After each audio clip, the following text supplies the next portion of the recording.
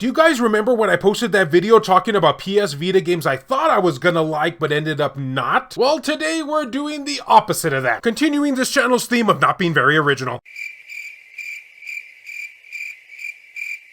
Wow, and it's not even Throwback Thursday. Greetings, fellow Vita fans. This is James with PS Vita at 2 a.m. coming at you once again with another exciting video. And if you're new here, love everything PlayStation Vita, don't forget to subscribe and make sure to leave me your thoughts and opinions down below, along with game suggestions in this category that apply to you. So yeah, last time I talked about games that I was super hyped for, but then became very disappointed in. We'll have a link down below for those who missed that video. Needless to say, those games put me in a depression. Not really, but just for the sake of this video's joke, let's just pretend. So I thought it'd be fun to talk about PS Vita games that I expected not to like, but ended up liking them. Not romantically speaking though. Not sure we've reached far enough into our relationship to come to that conclusion, but the following games were a nice surprise to me, so here we go. First up is Spirit Hunter Deathmark. Now if you're aware at all of what this game's premise is about, then you probably can predict where I'm going with this. Think what would happen if you merged a visual novel with a survival horror game, along with ghosts that remind me of my previous acid trips, and that's what this game is. Now when I first heard about it, believe it or not, it was from the Japanese import release, only because it was due to the cover art being so interesting to me at the time. I mean, just look at that. Doesn't that just send chills down your spine? The American version, unfortunately, wasn't nearly as epic, but yeah, it was alright, I guess. So the reason why I didn't think I was gonna like this is just because of its concept. A visual novel that's a horror game at the same time just doesn't seem like the two would fit very well with each other. We ain't talking about no PB&J here. Now keep in mind too, I'm the type of person that doesn't really find anime horror themed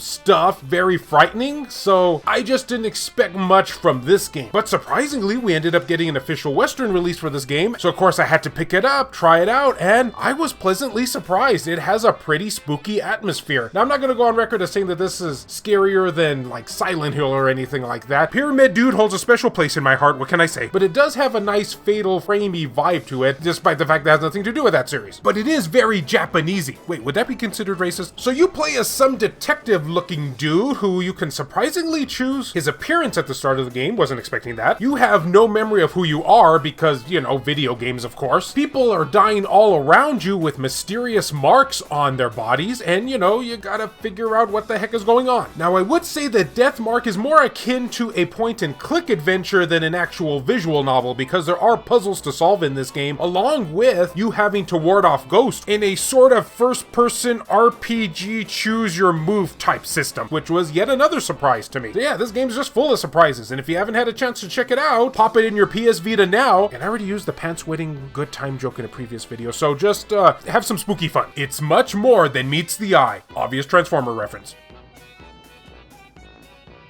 So the second game on our list kind of suffers from a similar situation. This is History Legends of War. And just like with Deathmark, this one threw me a loop, threw me for a loop, because it's a combination of many things which I thought wouldn't work, but ended up working. What would happen if you took a strategy game, a turn-based tactic title, gave it a war theme, which included action elements in a visually stunning setting? Well, yeah, you'd come up with this out of your pot. Man, first I make an acid trip reference, now this. And I know many of us out there, much like myself, every time we think about war games, we think, well, either a first-person shooter or a third-person shooter. Anything else would just be heresy. But surprisingly, it does work with this game. I felt beads of sweat building up on my face as I was taking on the enemy in strategic events. In fact, the gameplay to this kind of reminds me of Valkyrie Chronicles, another game that you wouldn't expect its ideas to work, but beautifully do. And that's what this is. It's just more overhead and not anime themed, which is the saddest thing about this game of all. You take a turn, then an enemy takes a turn in a true RTS style. And the usual suspects are here. You can toss grenades, rocket launchers, have tanks, shoot enemies via a headshot. Big fan of the headshot here, just saying. Yes, I have issues. It's all here for you. Now, it's not 100% perfect. For one, not being able to save in the middle of a mission is kind of a pain, and some of the enemy AI in this can be not so much on the smart side, while other enemies will completely ruin your day and make you start all the way over from the beginning of the mission. But luckily, there is an excellent tutorial system as well as a difficulty setting, which should help you along to make it feel not quite as overwhelming, at least if you're not into this type of game usually. And if that doesn't help, well, then you'll probably just end up crying at your game over screen, much like I did many times.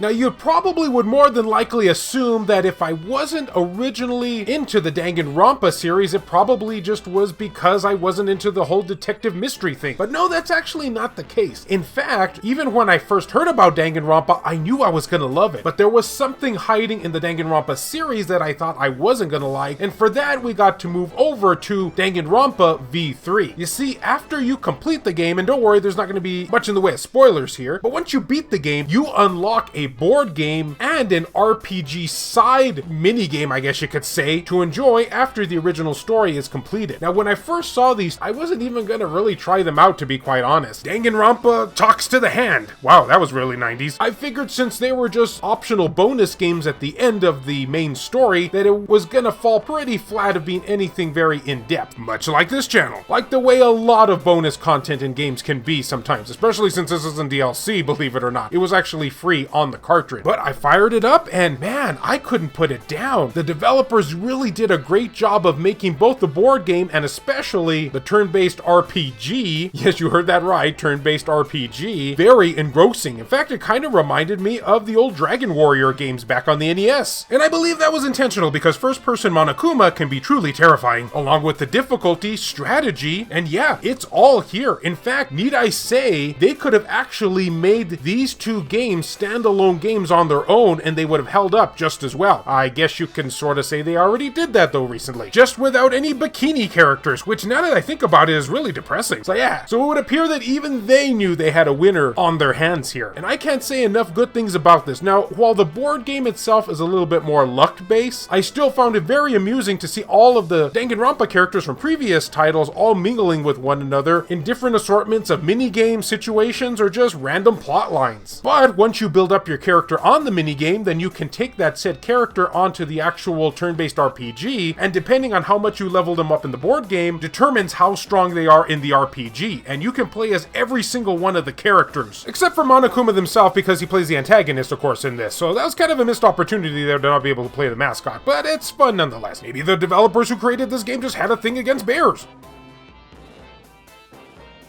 And thus will conclude PS Vita games I thought I wasn't gonna like, but ended up doing so. And with that, I would love to ask you guys, what games were you in this same position with? Which ones did you feel you weren't gonna like, but then you ended up really enjoying? Please leave your suggestions down below, and I know that I will be making a part 2 to this sometime in the future because there's quite a bit of games I feel this way towards. These were just the biggest offenders, but not really because I ended up liking them. I don't get it either. And as always, fellow Vita fans, thank you so much for taking the time out of your day to watch this video. It really means a lot to me. Love you all, and I'll see you next time.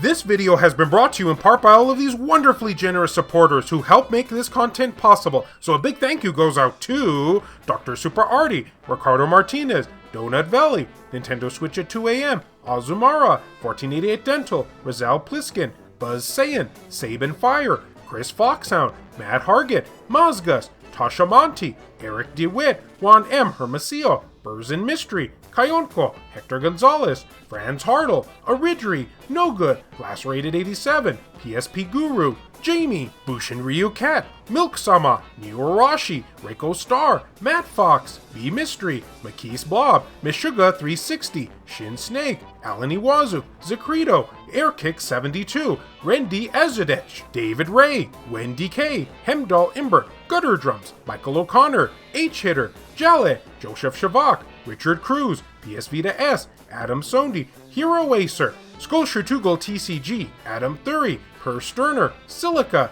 JR, Kyle Brooks, Saul Ramirez, Phantom XRS, Rodrigo Vera, Crazy Cat, Heston Joseph, Kevin Enright, Jared Haddo, VG Legends, Clayman Malarkey, and BMF. If you would be interested in supporting the channel and gaining access to a number of perks, including having your name featured on the end credits of these videos, or if you wish to remain anonymous, that can be provided too, then make sure to check the links down in the description below. I have numerous ways for you to do this down there. Can't support in this manner? Don't worry about it. I also have some affiliate links from both Amazon and PlayAsia for anyone who is interested in purchasing something from them. Basically, the way it works is so long as you use one of those links to just access their website, buy, then anything you purchase afterwards, a small commission will go to help support this content at no extra cost to you, the consumer. I also have channel merchandise available, and of course, as always, likes and shares can help equally as much. And upon further reflection of the whole situation, I'm not exactly sure you might want to play that war game, because unlike Valkyrie Chronicles, there's no waifus. 0 out of 10, worst game ever.